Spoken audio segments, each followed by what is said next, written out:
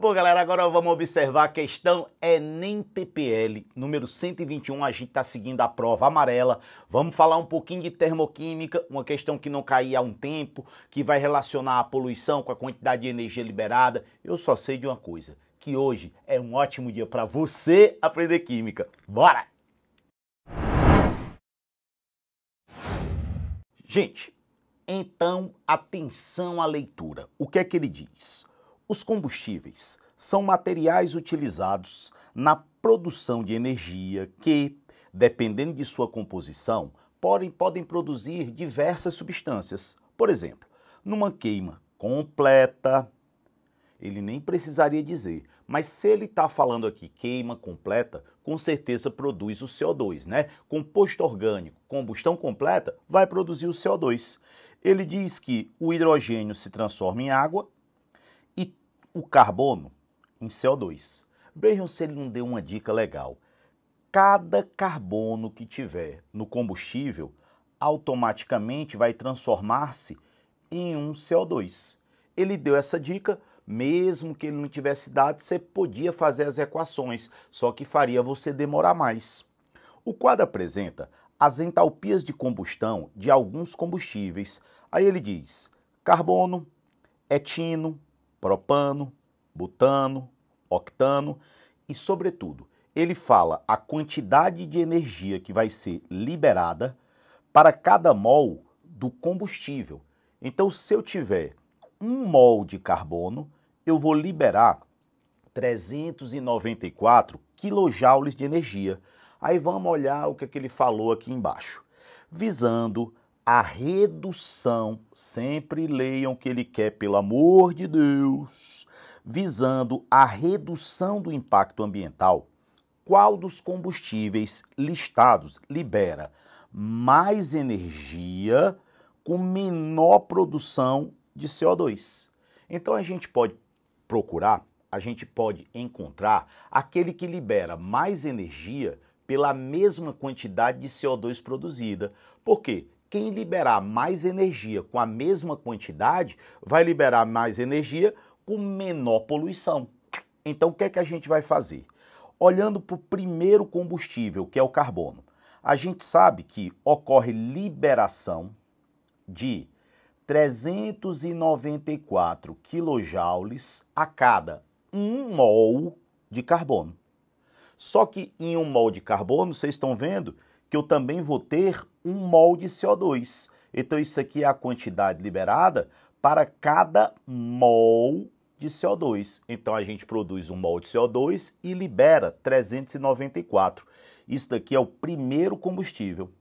Vamos analisar o segundo com calma, gente, sempre tentando encontrar a forma mais lógica. Segundo combustível, vocês estão vendo que é o C2H2. Para cada 1 C2H2, eu posso dizer, na boa, que vão ser produzidos 2 CO2.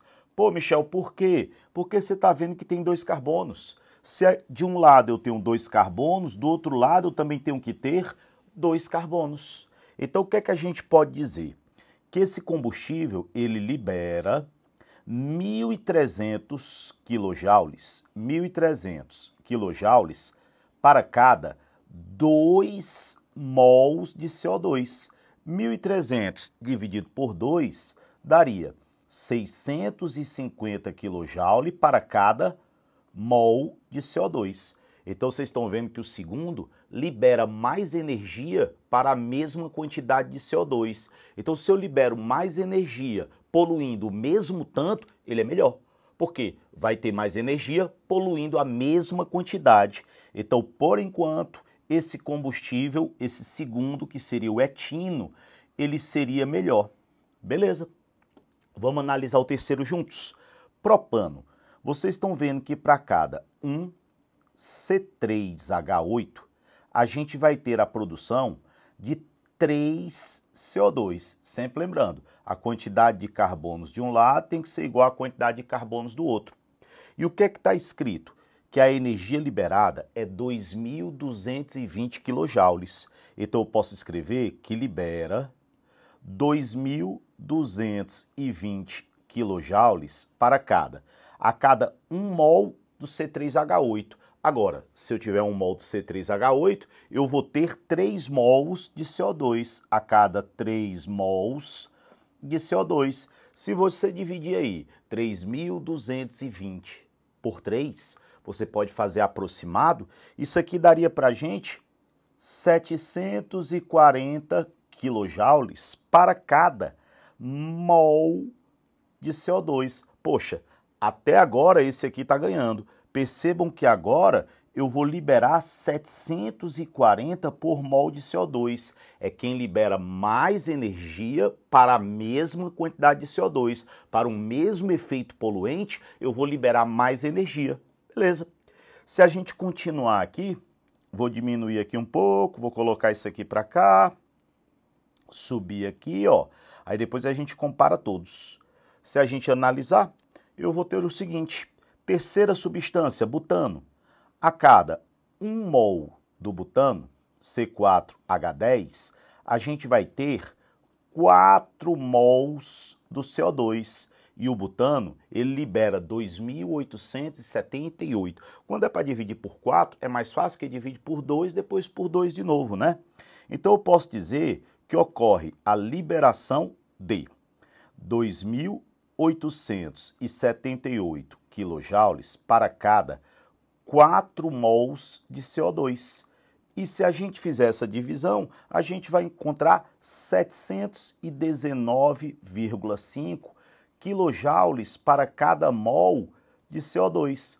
Conclusão: ainda assim, o combustível acima ele está ganhando, que é o propano, que é um dos componentes do gás de cozinha. Inclusive o gás de cozinha, se a gente lembrar, é uma mistura de propano e de butano. E não é só o gás de cozinha não. Não, aliás, não é só o gás de cozinha não. Ele também é o gás que está dentro dos desodorantes. Quando você pega o desodorante que você usa lá numa boa, ali, tudo bem. Mas se você colocar fogo ali próximo, isso é um risco muito grande, porque o gás contido dentro do desodorante é uma mistura de propano e butano. Exatamente esses dois combustíveis que a gente acabou de analisar aqui.